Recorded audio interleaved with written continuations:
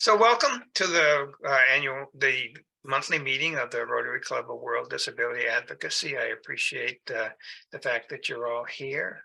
And we have a lot of different projects that we're working on for this club at this moment.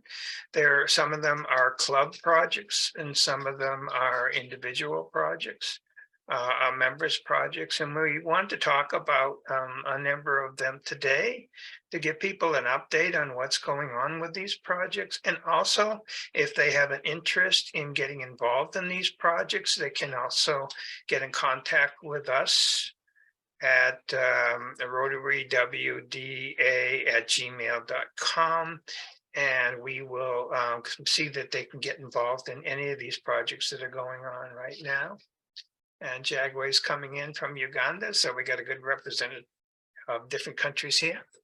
I'd like to start with Stephen at this moment, because you never know with that internet in Kenya when we're gonna lose you. So Stephen, I'd like if you could give us an update. You're working on an interesting project that you and a number of other people came up with. I know Ann's involved in it also. I'll let you talk about it, but basically we're doing one of the things that when we first formed this club, we were thought about a long time ago, and that is forming another Rotary Club within a country that's going to be dedicated to working on people with disabilities in that country. It's a great concept. It should, and this will be the first one in Kenya, because you're going to be right there, ground level, and be able to work directly with the people. So Stephen, if you are there, are you there? Yeah. Stephen? Yes. Thank you so much, Ken. I'm really glad to have this opportunity to present to you what our Rotary World Disability Advocacy Club has been doing this side, of course, with in conjunction with the club that is incoming, the Rotaract. And I can tell you it's an amazing work. Where are my notes now? Yeah, it's really an amazing work. For all the time that I've been in Rotary World Disability Advocacy Club, I can say this is one of the projects that I'm really, really impressed as the membership chair so far, because it's really touching on the grounds, and it's something that really resonate well with the people. When we started, our main objective was to create advocacy, and as the club title entails, is Rotary World Disability Advocacy Club. So the bit of advocacy was really, really important for us to make sure that we not only mention it or have it written in papers, but we are able to implement it. We are able to do tangible things. And so very recently, with the help of the team that is behind us, that has been supporting us, I know Anne is here.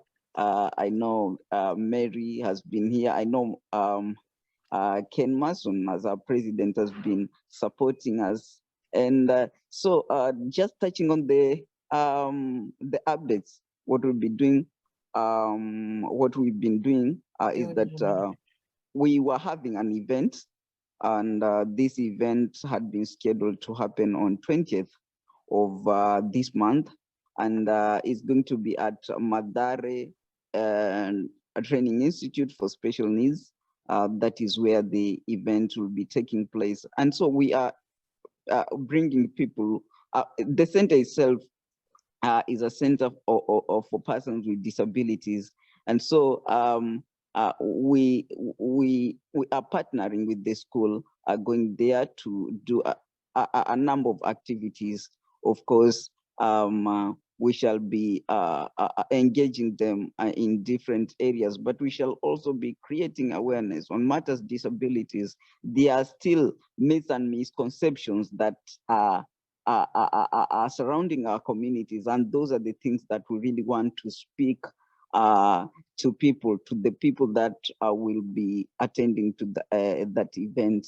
We would like to help them know that disability is not a curse, it's not a bad omen, it's not what the society has been thinking, especially in Kenya.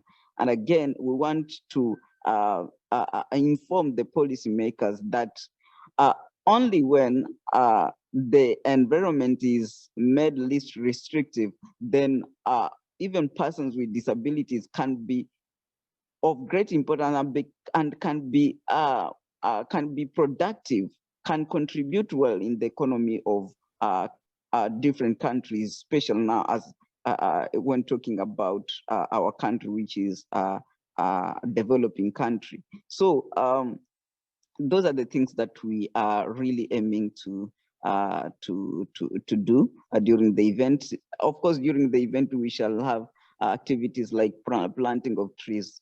And this is in line with the president's agenda. The president of Kenya, when he took in office, one of his agenda was to make sure that the country is at least 75% covered by trees.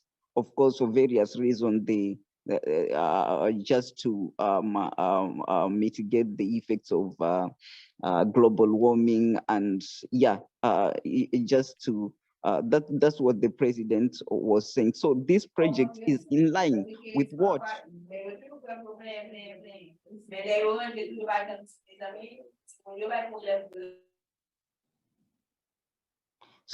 sorry for that. Yeah. So this is really in line with what the president is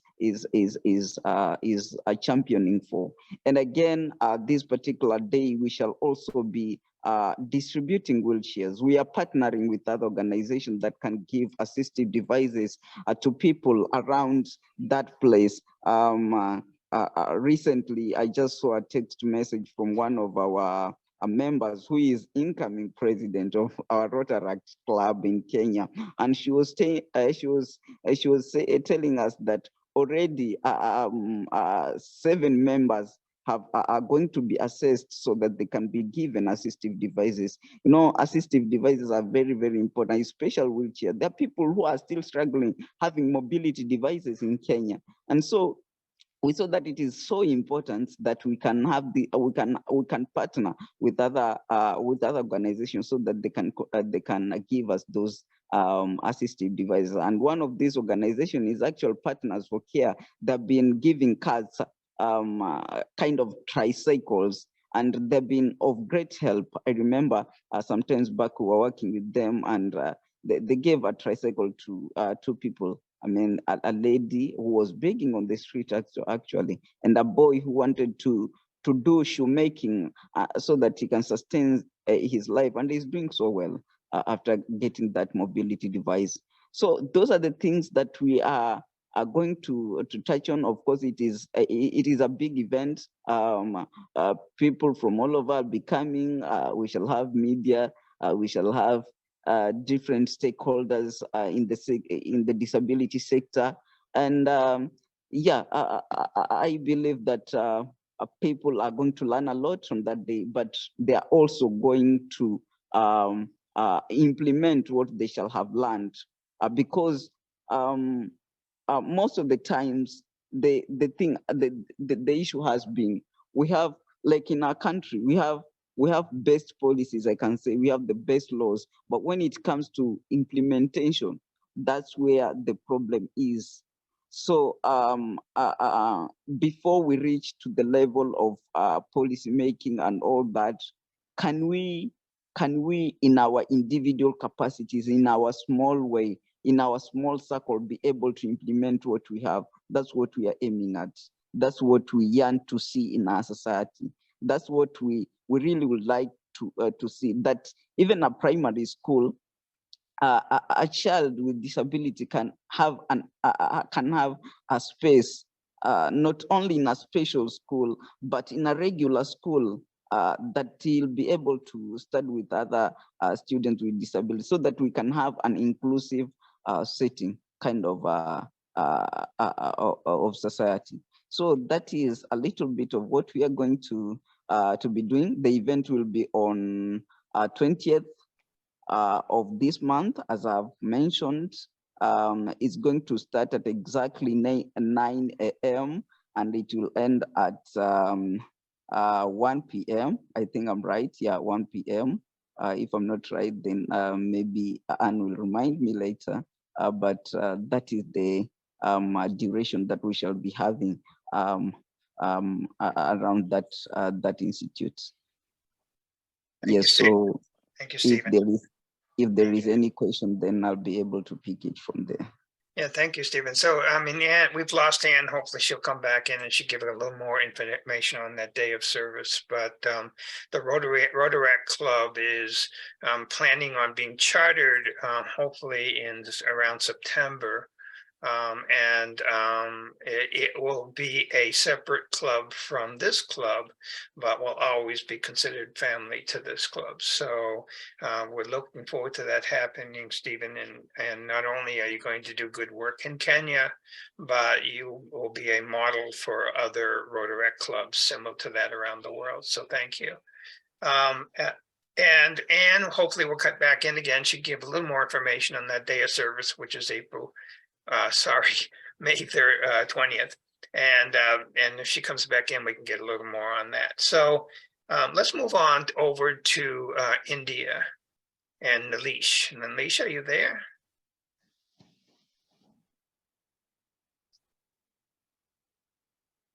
Yes, I'm here. Okay, great. So Nalish, why don't you talk to about what you're working on? You're working on a project for people with cerebral palsy around the world. Why don't you give us an update of what's going on with that? Yes. The whole idea of having a separate group for people with cerebral palsy actually kind of goes against the grain of talking about inclusion. But then inclusion cannot happen unless there is a voice. I mean, people, all disabilities have a voice, and people with cerebral palsy somehow get left out in various discourses. So it was important to kind of have this group, and we've been kind of, we've done the initial work of getting membership. So now we have almost 30 members spread across 6 countries: India, Canada, USA, Kenya, Uganda, and one more. Sorry, I forget. Colombia. So, Colombia, yes, Colombia. Okay. Ken, sorry, how can I forget Ken? Yeah. So Ken, so we've got. I mean, now I think we need to start getting the paperwork doing. I mean, in the last few weeks, I've been kind of busy with my work on Supreme Court, and also has not been kind of keeping well.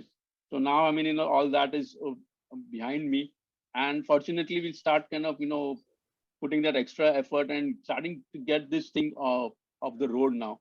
So it's very important, and we have got ideas of basically kind of having a group that, I mean, we meet every other week or maybe a month, discuss what's happening around the world, and kind of find some common ground where we can advocate for things that, I mean, does policy change.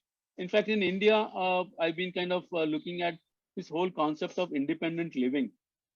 Recently, there were some projects that have come up for independent living movements in India. And again, like I said, cerebral palsy has been left out. It is only kind of, targeting children and adults with autism, and some other disabilities. So it was very important that independent movement happens in India also. So this is a good way to kind of look at it. And with independent living, there are a lot of other issues that, I mean, are important. Accessibility is important. The whole concept of legal capacity. I mean, the people having their own bank account, able to run their own bank account, manage their own finances. All these issues kind of get left out. I'm a person with cerebral palsy, And a few years back, I had difficulty opening a bank account. Though the law in India says that, I mean, there is no discrimination as to who can open a bank account. But the moment they see a person with cerebral palsy or some severe disability, the bank managers feel that, this person may not be able to operate it. So these are the issues that we are facing. I think we are working with RBI, that is the Reserve Bank of India, to kind of have policies which kind of make it easy for people with disabilities to open bank accounts and manage their own finances. So India was following the whole concept of, guardianship, which was kind of very, how should I put it? Very, orthodox and not orthodox is not the right word. A very old-fashioned way where the entire decision making was done by whoever they took up as their guardian.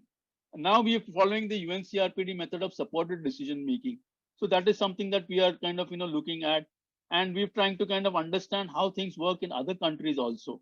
So I mean, we can kind of inform each other, help each other out, see how everything can be done. And a lot of countries have signed and ratified the UN Convention. So I think it's better. This is the time that all those things sort of started putting in practice and have guidelines and ways. I mean, best practices that can be used by everybody. Yeah, thank you. Thank you, Nilesh. It's going to be a good global project to work with, and we're forming a fellowship, a Rotary fellowship, which I don't want to get into detail of what that is, but it gives the Rotary name to the organization, and therefore gets more Rotary support. And the people in a fellowship do not have to be Rotarians. Let's take a trip over to the United States. Jeremy, are you there? I am. Good morning. Good morning. And you're working on something that's going to happen tomorrow. Can you give us an update on that? Yes. So tomorrow at it is here I am spacing it at 9 a.m. 9 a.m. Yep. 9 a.m. Right? 10? Eastern time. Yep. Eastern US time. So yeah, sorry, I have been sick and missed our last planning meeting, but yeah, we are having a webinar focused on advocating against ableist insurance policy. And by that, we have folks, Nilesh is joining us. I am on the panel. We have Ali Ingersoll, who some of you may or may not be aware of. Has she been on this No. meeting at all, Ken? No. Okay. She has an amazingly compelling story. And the webinar is going to be officiated by Jeremy Opperman. We've also got, I am sorry, the medicine is messing with my head, Ken. Okay, I'll help you. Luis, there we go. Sorry, Luis, and then From Brazil. Wilson. Yeah, Luis from Brazil. So we have folks from Brazil, Egypt, India, and the United States. South Africa. Jeremy from South Africa. And Kenya. And Kenya, yes. Sorry. Yeah, we also have Jackie joining us from Kenya. So giving a presentation or webinar conversation about, like I said, advocating against ableist insurance policies. So that's everything from building allyship to prove your need within an insurance company, to being able to prove your disability, which is way more of a headache than it should be, and how you work through those denials and making certain that you get the coverage that you're entitled to. And so an example would be that as an amputee, I have had to fight denials on every pair of prosthetic legs that I have ever been prescribed, up until the very last set. And the difference there was that the last set was funded by a different insurance company. And even there was still a lot of advocacy that had to be done to be able to raise my portion of the funding of that. So it is it's a problem that we face that makes getting just our basic healthcare covered more of a challenge than it is for somebody who doesn't have a disability. So that is the focus of the conversation. Ken, is there anything else that you feel like I should bring up since I missed that last meeting? Yeah, that's okay. No, what I thought was amazing too, that you have to prove to the insurance company that you have a disability. Yes. And in your case, it's pretty obvious. So, it's pretty amazing that they require that. We're going to be looking at things like long-term care. Oftentimes, insurance companies have the mindset that whatever is wrong with you will end, but it doesn't always happen that way, particularly with disability. It doesn't go away. So those kind of situations, alliedship, working with different people to try to make help work. We're looking at the medical side of it to see what the doctors, because sometimes they have to work on your side and the person with disabilities to make sure that the paperwork is done properly, so that the insurance company will support you. And yes, and also looking at what kind of a toll that takes on the medical industry, as they're focusing so much on documentation that could be proven with just a simple picture in a lot of cases, and and that takes them away from their patients. So a number of things we're covering. It's going to be a fascinating. We have over 100 people signed up for it, so it's a lot of interest in it. Yeah, and that's wonderful. Thank you, Ken, for reminding me that I needed to register to be able to join as a panel. Okay, very good. As I think I was maybe number 94 to register. So yeah. Okay, very good. Thank you, Jeremy. My I hope you're feeling better by tomorrow.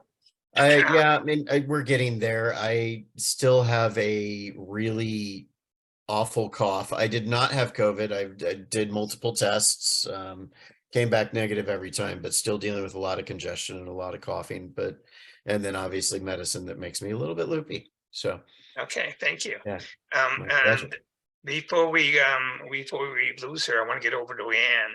Anne, are you there?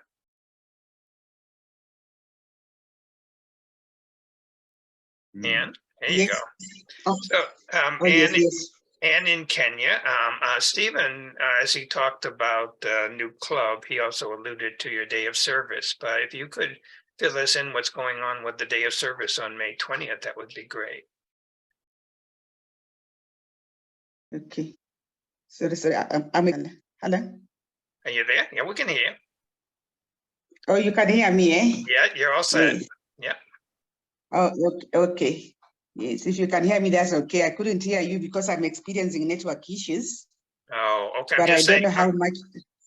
I'm just saying, Anne, that Stephen alluded to the day of service, but if you can give us a little bit more what's going on May 20th, that would be great. Oh, good. Thank you so much, Ken, ladies and gentlemen. I don't know how much Stephen has already told you, but as he said, on 20th of, or rather during the service day, we are set to have our first activity. I'm told we have never had any of such an activity in Kenya, so we are very excited and a little bit anxious as the day draws nearby. He must have told you that on the day of service, we are planning to do tree planting, and the tree planting will be done in a school for students with intellectual disabilities and autism. And this particular school is situated in one of the big slums in the Nairobi city. And therefore, most of the students who attend this school are needy and to a large extent, quite vulnerable when it comes to natural disasters. So the theme of our day of service will be diversity and inclusion in climate change and action.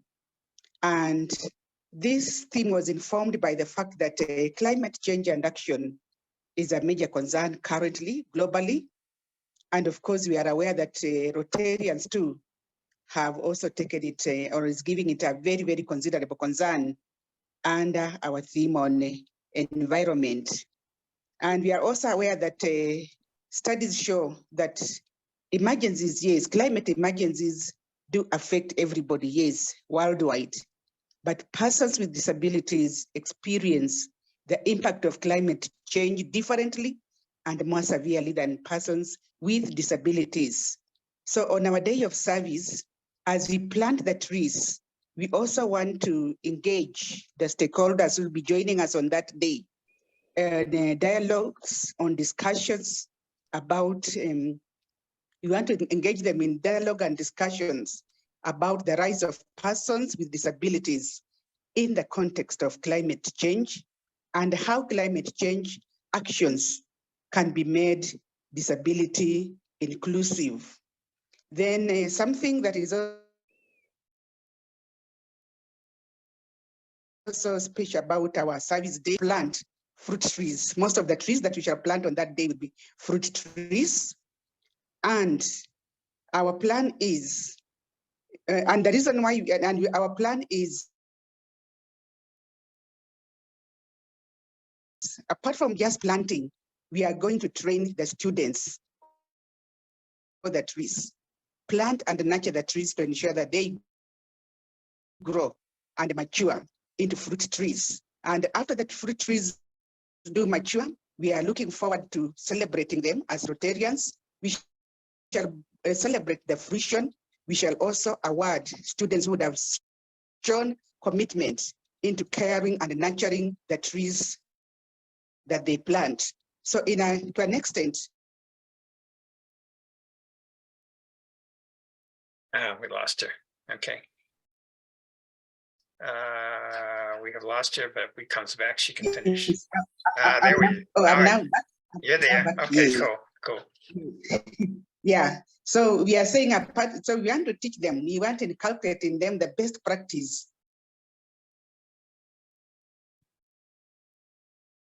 of not only planting, but also nurturing the trees. Because we are seeing a trend where people plant and they disappear. They let the trees die. So we want to mix the idea of change and action-based practices. And of course, apart from planting the trees on. You're breaking up, Anne, unfortunately.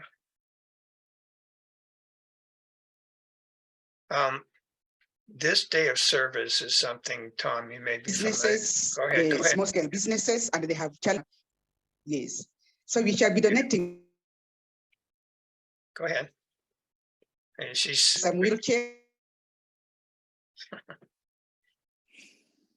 to the community. And of course, at the end of the day, we are hoping to have a good roasting and eating party, courtesy of one of the well-wishers. So in a nutshell, that is what we plan to do on our day of service. And we are hoping that beyond the day of service, possibly we shall come up with the strategies on ensuring that we continue educating and training persons with disabilities to participate in the action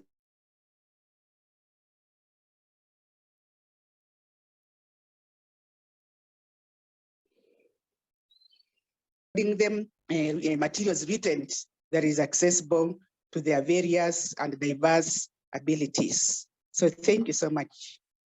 Thank you, Anne. Thank you for doing all this. As I had mentioned, a day of service is actually something that came up with districts that are mainly in the East Coast in the United States. I think they go down to the Bahamas. And the fact that we are actually part of the Massachusetts district in the United States allowed us to do this day of service. And we are the furthest away project. Most of the people doing local community projects. Well, our community is the world. And so Anne has taken on this project. And what's nice about her project too, is that she doesn't see it just as May 20th. It's something that's going to be continued on for a long time after this, and nurturing those trees and hopefully be able to enjoy the fruit when it's on those trees. Thank you, Anne. Let's take a trip up to Scotland for Mr. Mark up there. And Mark, you're working on some interesting things for dyslexia, club member Mark. And I know you've got a raffle that you could talk about that you're going to. I'm going to let you talk about it. Go ahead, Mark. Okay, Doc. what I've been doing bronze sculptures for over 30 years, and through my art, it's called functional art, I've helped quite a number of charities around the world. And I've done a raffle with a zoo in America in Cincinnati, and it had a famous hippo, and we did it. So I thought, what could we do to try and take this another step further? So with Ken's very good help, we're looking at doing a raffle with a bespoke sculpture that I'm doing at the present. It's getting cast at Hamilton Inch Jewelers in Edinburgh, and that's a silver oxpecker bird that sits on top of a hippo, and it will sit on top of a rhino, say in Africa. And we're also at the Bronze Foundry in Edinburgh, Powder Hall Bronze, they're casting a hippo, and I turn it into a coffee table with a glass top, and it's very special glass.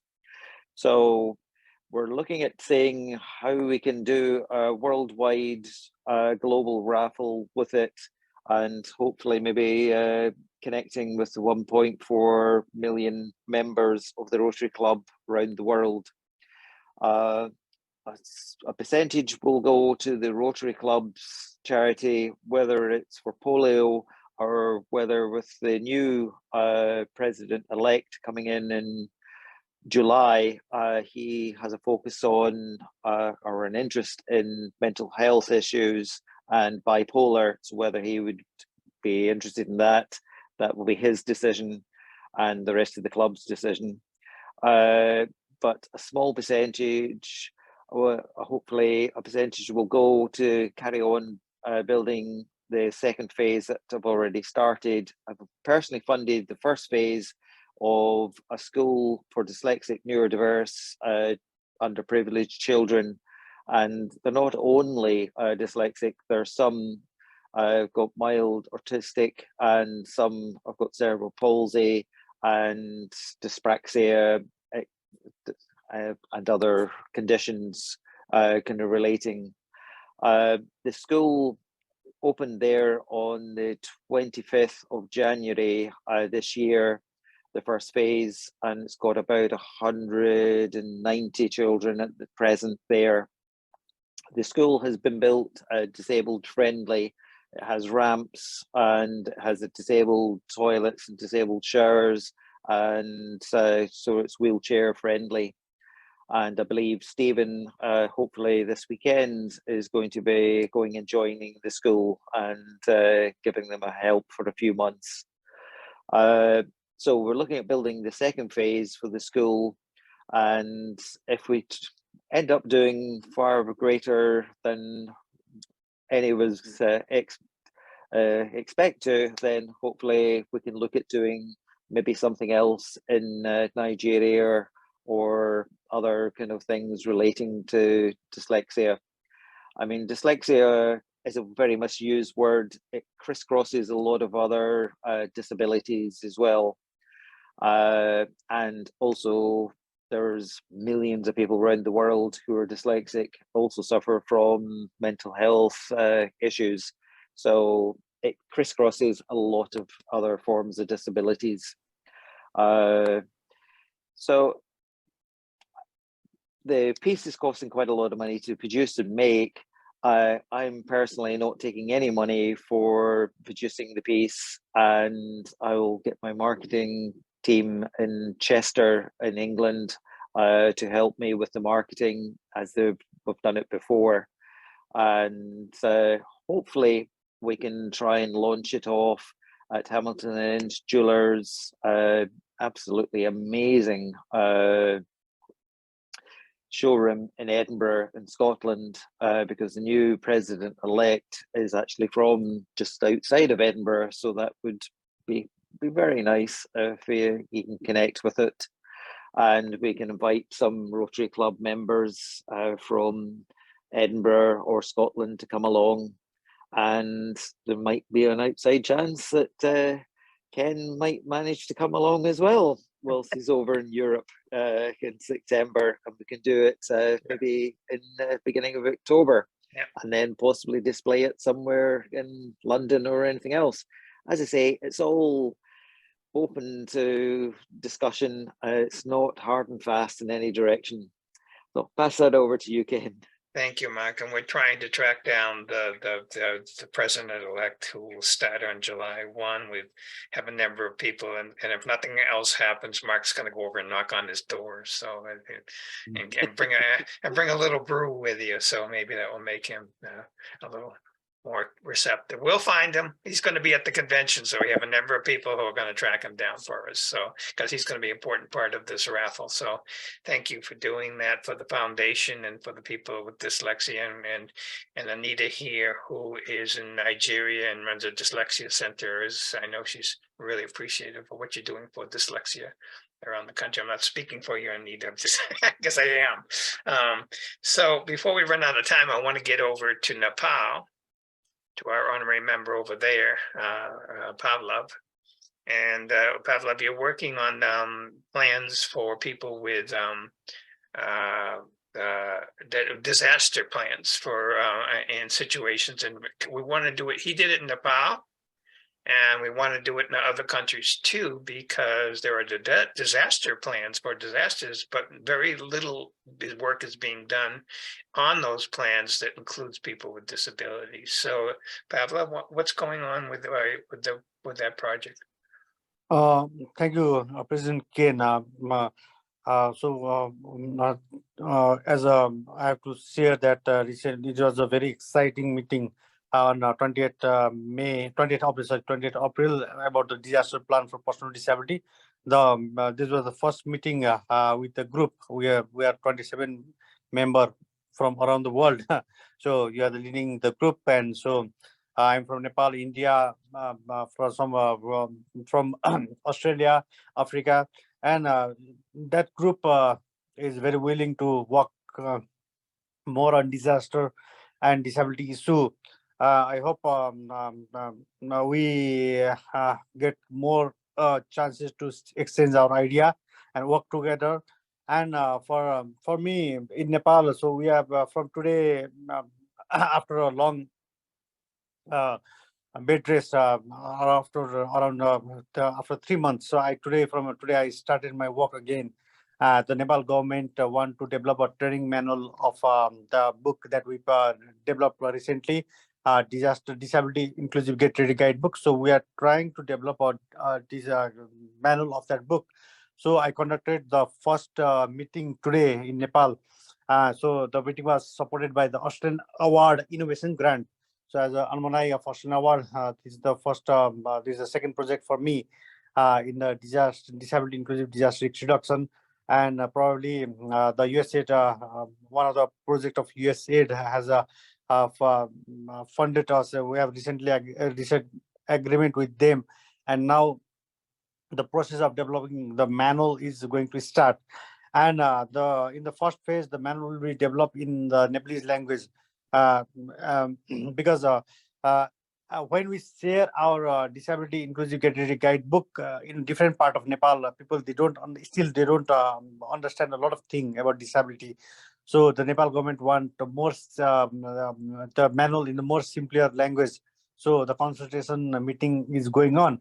So probably this thing I will share in the upcoming days, how we started to do this kind of work, and how we did the consultation with a different kind of disability. The Nepal government has classified 10 type of disability. So it is very hard to work together, because everybody has their own issue. And the issue, and another big challenge in Nepal is that we have the very different, very hard kind of geographical terrain. We have the highest peak, Mount Everest, and we have the lowest land, and in between there is a lot of mid hills. And so every people they live in the different part of the country, and they have their own requirement. So it's very hard to develop one document to address the all group. So we are trying our best, and so I will update my work more on our group disaster plan for personal disability. And recently, I supported one walk with my Rotary Club. I'm affiliated with Rotary Club of Mount Everest. So last Saturday, they conducted one fire safety training. So I'm trying to aware our Rotary Club more to work with the vulnerable community. So club is supporting our team and this thing. So I think we have planned another meeting for the May 20. So at that time, we will have more update, and I hope the disability and the disaster issue is concern for all. So I hope that we will get more member in our club, in our group, so that we can exchange our idea in the coming days. Thank you, President. Thank you. Thank you for what you're doing. And once again, there are groups that are working on that around the world. But in many cases, not enough attention is being given to what the situation to do with somebody with a disability, and the disaster can range everything from earthquake or a flood or a mudslide or to a fire in your house, a fire in somebody's house. So it's a full range of things, and the first responders need to have more training on how to deal with different kinds of disabilities and people with disabilities. I can only imagine somebody where they get to a situation that has a wheelchair, and they have to take that person with and leave the wheelchair behind. I mean, that has to be traumatic, and how to deal with that situation.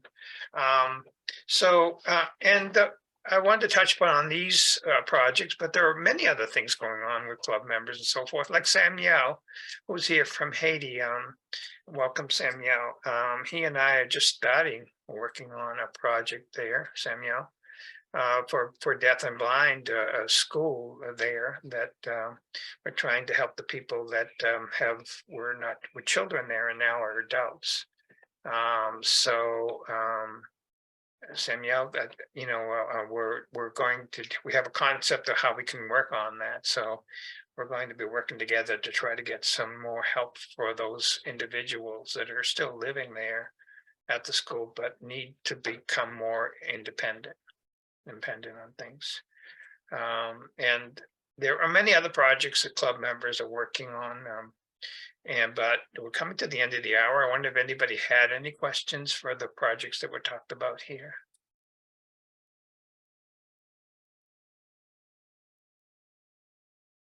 Hi. I can help you. Hi, Samuel. How are you? How are you? I'm okay, and you? Good. What's new? Good morning, everyone. Yes, I am here. I work. All right. Go ahead. Yeah, Samuel's Yes. first language is French, so but he's pretty good with his English. I don't speak English very well. I speak English a little. I'm going to work to speak English fluently, but I don't know. So I speak French very much better than English. You speak to in my project. In my project, you provide in my project to help some people with a disability in Haiti, also for the blind and the deaf.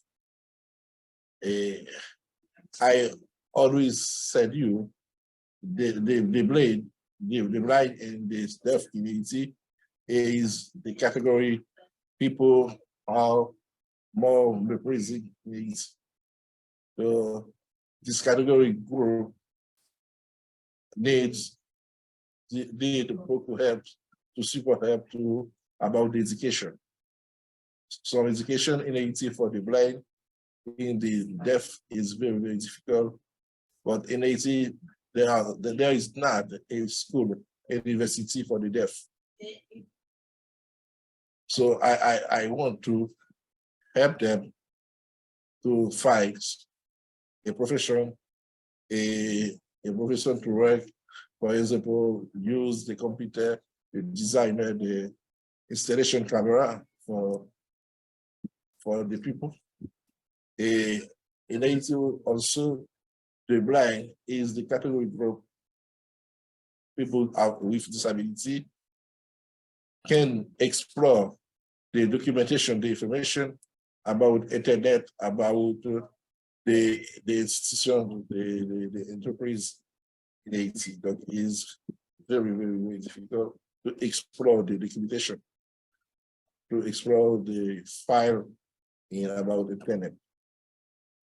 So why there, I want to help me to support them to find the information, to put the information about NAT and the Rotary NAT also, and to have them become a people with independent. Thank you. Thank you, Samuel. Thank you what you're doing. And we actually have more people joining into our organization and our club that are interested in the working with the deaf and the blind. So that's something we can explore more often. And by the way, Mark, put me so don't forget, I Go ahead. to you Go ahead. Thanks. Okay. when I talk to you to the Kasari 365, this is a matter to start this project. Right. But I want to explore this.